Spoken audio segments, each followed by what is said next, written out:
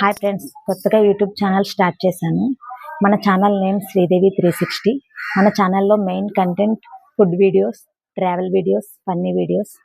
ఇవి కాకుండా ఏదైనా వేరే అదర్ వీడియోస్ చేయాలంటే కామెంట్ చేయండి.